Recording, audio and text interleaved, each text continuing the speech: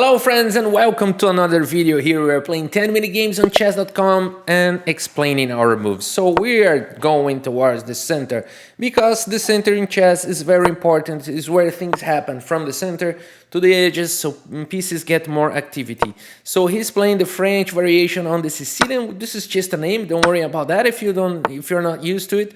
But he controlled those two squares here, which are very important, because he wants to put his queen here and don't want to be harassed by my knight. Okay, are you sure, Ralph, that's the reason why he's playing those two moves? Yes, that's the main idea on the French variation, so he can act here on the C column, not being attacked by my knight. So one idea here is try to fight for the center, you know, c4. I'm fighting for those two squares, and also I'm not with a target on c2, which could potentially build up too much pressure here when he brings the queen and also the rook.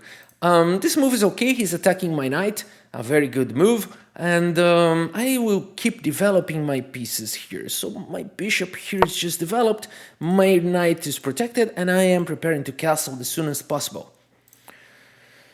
So in the beginning of the game, you want to protect your king, so here, and also your pawns.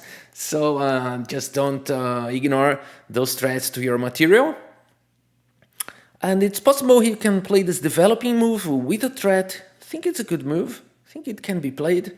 Probably I will continue with bishop e3, queen d2, and castling. I think it's good. I mean, I think it's fine developing moves, natural moves for both sides. So I think it's natural to go this way. Okay, this is a little bit more passive.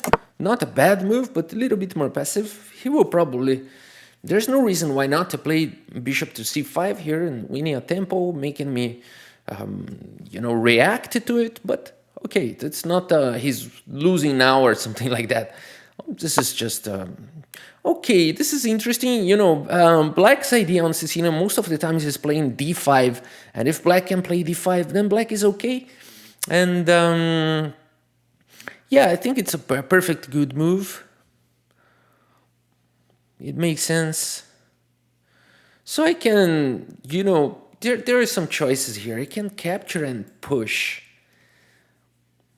And then start a pawn storm like f4. And this is pretty aggressive, but because he didn't castle, it's possible to play like that. f4, rook f3, and start attacking the king side. I will go for it. I will go for it. So now I'm attacking his queen, so this should be an immediate response, but okay. And yeah, let's go for it. I think it's interesting. Okay, now my pawn is attacked, and we are going to do like this. It's very, very risky, because now my king is kind of opened. I need to play king h1 at some point, or maybe bishop e3, and take control of this diagonal. Maybe both moves to be really on the safe side.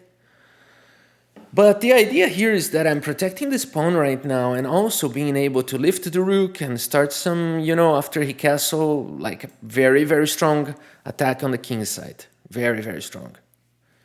So yes, now I think that, yes, I lose no time by doing this. And if he takes the pawn, I think I'm going to sacrifice, you know. Yes, yes, yes, because then my knight gains access to this square. Queen h5 is... yeah, he knows it. And that's why he played this move, because he can feel the attack is coming. Yeah, he can sense it. And how do we continue here? I think we need to just don't go wild, just don't go crazy. But we also don't want to lose tempo. So, yeah, maybe we should exchange here. Because he will have to capture with this pawn and not with this, because then I'm playing f5 and sacrifice this pawn. And maybe play pawn takes. Yeah, I don't know. Maybe we need to play more calmly here and prepare things. And maybe we should prepare things first. This knight is not is not a good defender here. I think I'll keep developing. I'm just not going to rush. Yeah, I'm not going to rush. Okay, let's just keep developing. Now I take control of this diagonal, and now my other pieces are ready to play. You know, maybe queen f3, maybe queen g4, Yeah, queen g4 better, because then I leave this square so I can, just start bringing pieces here. But I'm not sure yet. Maybe I want to push g4, Not sure yet. I'll just keep developing, and I will just make sure. Yeah, I was hoping that he made this, because this move seems so strong, but now I can take. So I think he made a mistake here.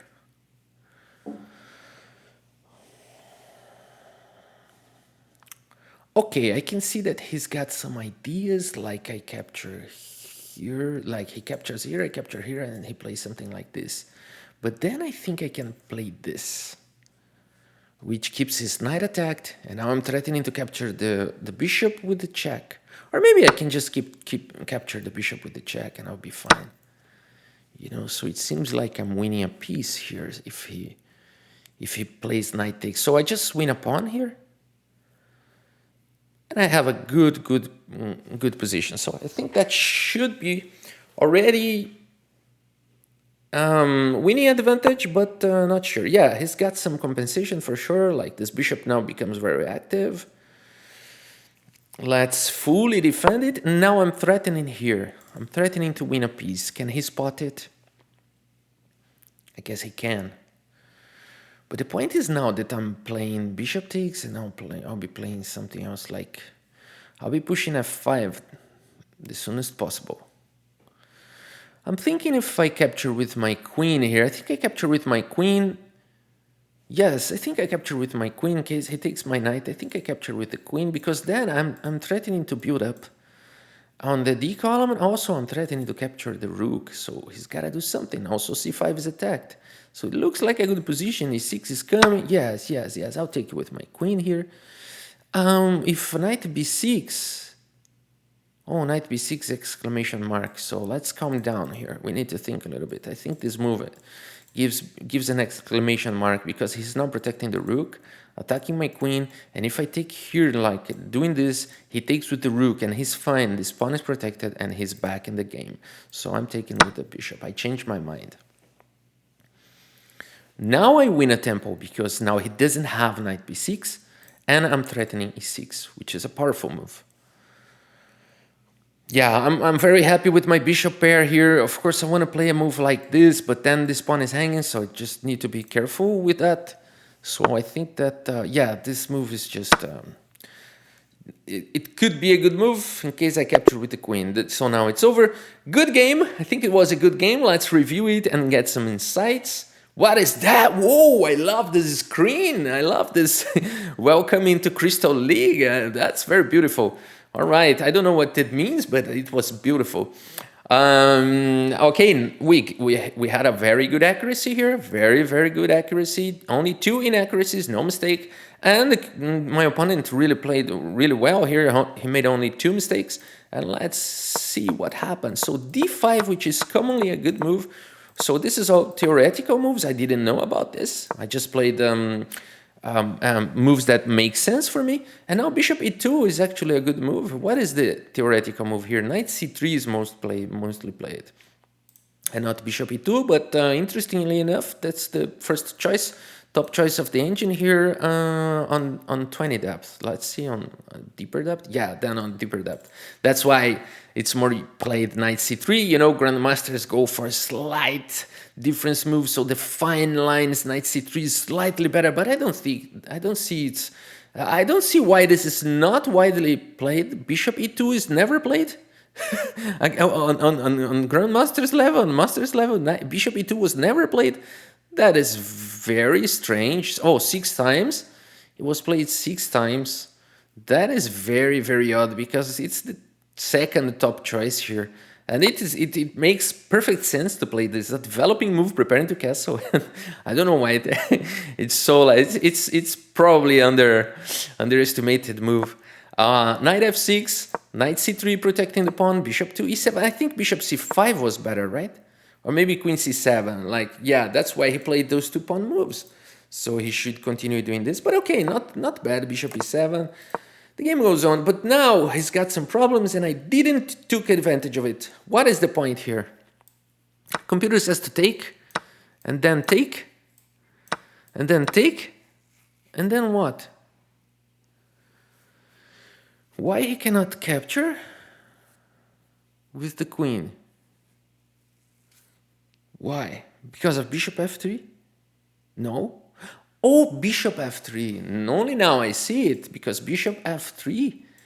And if he takes the knight, then he loses the queen, because this move comes with the check. But then if he doesn't do it, then I got good pressure here in the position. I didn't see it during the game. I didn't see it during the game. So takes, and queen a4, and then bishop b7. And we have a very, very strong position. He tries to defend the pawn. And it's not that we are winning. I would have to find this very odd looking move, bishop g5, trying to win the queen. Not some extraterrestrial move, but yeah, white is better here. So d5 was a mistake, and yes, definitely white could be better doing what the computer said. But I'm fine here with this idea. Not the most ambitious according to engine, but good. And then bishop d3 doesn't like it because of knight c5, but I don't see this as a problem. Maybe better execution was with bishop e3 first.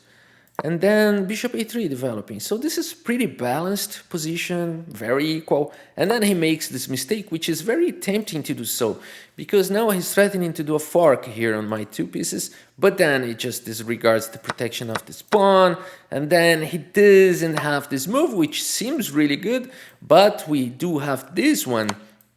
And then we are winning like too much material, one piece for one pawn, and we are fine here. Queen f3, and the game goes on. So that's why he played bishop here. But now I have this bishop e4 idea, just setting up a nice tactics. And then, okay, he exchanged it. So capturing with both queen, but I don't like this move. What about knight b6 here? Okay, queen b7 keeps the pressure. Okay, this is good as well. I prefer to capture with the bishop. Now this rook is attacked and he has to move away, but he didn't move away. He moved the knight and then he lost the game. So had he played this, we could continue with queen e2, queen e2 here. I would play e6. Let's be honest. Let's be honest. That's what I would play here. Let's be honest. And then I would capture here. Yes, I would definitely do it. And then go back. Yes, it makes complete sense. I would go for this, and I'm probably better. Not the best continuation according to engines, but probably I'm fine here. Okay, he had to find so difficult moves like c4 or rook from b to d8, but I feel better here. It's human standpoint. I just feel good here. But knight b6 was definitely throwing the game away, because now we're just capturing and he resigned. So yeah, that's a good game. What we can take from main lesson from this game, I think, is that yeah, probably this opponent took a lot of time study openings and didn't pay attention to other things like tactics. You know, this move here was a problem, but you know, distractions happened. You know, this is a distraction. Distractions happens in chess. So yeah, he's got distracted here, and then he got distracted when he played knight to b6. So I think the main lesson here, by having my experience, I would say that this was kind of a selfish style of playing, which we should abandon when we are evolving in chess and getting more mature in chess.